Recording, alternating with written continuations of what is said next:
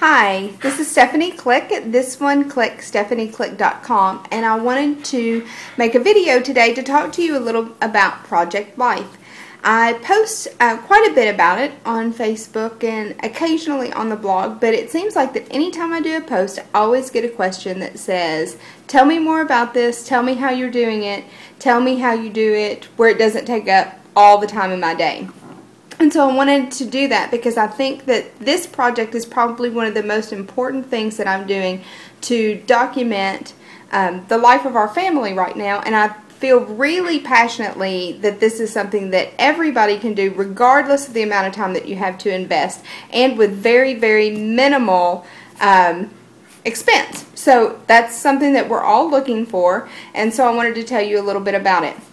The first year that I did this was 2010, last year, and so this is a completed kit from that year, and so I wanted to show you this to show you kind of what it looks like when you're all the way done with a kit, what you can expect, and how I included some other elements into it and what I did to kind of make those fit into the process. One thing that you'll notice right off the bat is that Becky Higgins, the designer of Project Life, has these great albums that come basically just ready for you to start. So this is the one for 2010. There were 2 designs you could pick from for 11, and I hear there's even more coming for 12. So you open it up. Everything that you see here was included with the kit. The pages, the cards, everything. So when you start in, you have a card here that you put the date, and so for this it was actually January 1st through 7th, and then they come with all of these journaling cards, and you can put these in whatever order you want, whatever pattern you want. You can, like, there are journaling cards that kind of match this motif. You could have them all the same. I chose to mix them up. It's up to you.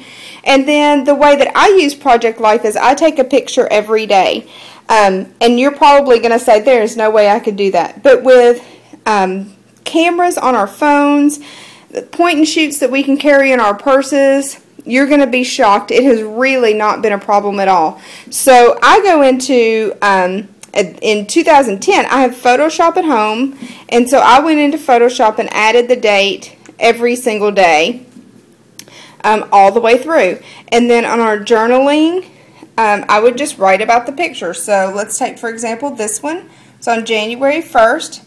And then down here on January 1st, and I wrote, for the 2nd year, we rang in the new year with the Geralds. We had a great time celebrating with good food, good friends, good food, and cold weather. And so it's so self-explanatory. You just go through every day with your picture, change it out, and see exactly what you've got. So, like, this was a series that Second Baptist did, Healing Broken America. And so for that day I didn't take a picture, I just put in a card. And then I wrote about it up here. So all of these openings are 4x6. And so you can just go through, like, here's a movie ticket stub, Diary of the Wimpy Kid. We went to see that. I think that's what that was. I'm trying to see, it doesn't matter. But movie tickets, all of that kind of thing there you can use. One of the things that I really liked about this is that it is a 3-ring binder, and it's a standard size 3-ring. So, for example, this paper came home from Avery's teacher. This is when he was in 1st grade. And I do scrapbook their school years, but there were some things that I just wanted to put in here to kind of remind of where we were. So his teacher sent this home. He drew a picture of what he looks like, and so he did that. And then he had to write a story on the back. I always imagine that I have a million puppies, but my dad would kill me, but I would still like them. This is before we got a dog, and his teacher knew that we were trying to find the right dog for him, and so she sent that home and thought it was too funny. So this kind of reminds me of, yes, we were looking for a dog, but then papers like this are exactly why we were looking for a dog. Now, if you want to get a little fancy, there are some ways to do some things as well. If we come here to December, this is a bag. I just got my ears pierced at Claire's, and this was the bag that all of the stuff came in when Piper got her ears pierced on the 26th of December. And I wanted to keep this bag, but it's way too small. It's probably maybe a about 4 inches across the top and about 8 inches across the bottom. So all I did was I took it and just got the sewing machine out. Trying to find a way to get a good picture of that. And just took a straight stitch. Actually sewed on the plastic with the bag in it. Just did a straight stitch all the way across and then cut it. And so it's perfectly in there. It's a great size and it can just go right in there and just flip it across there. Let me get that. This is hard to do with one hand.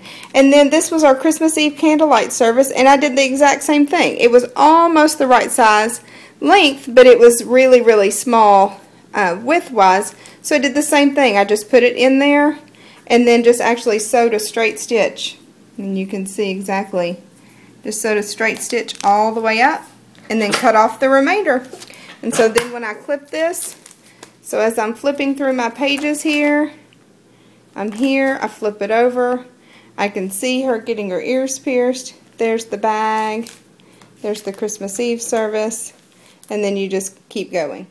There may be other times that you're doing an activity that maybe goes over a weekend and you want to use some more pictures, but you don't necessarily need to journal every day. This page is a good representation of that. This is drum corps season, and so I had some pictures that I wanted to put here, but I also had some pictures that I also wanted to include but maybe weren't as big, or I didn't have them in a large enough size. So what you can do is you'll notice that if these two spaces together also form a 4x6. So you can go into Photoshop, which is what I used last year for this, and you can put the two pictures together, print them out as a 4x6, and then just slice them down the middle. So that's exactly what I did with these two.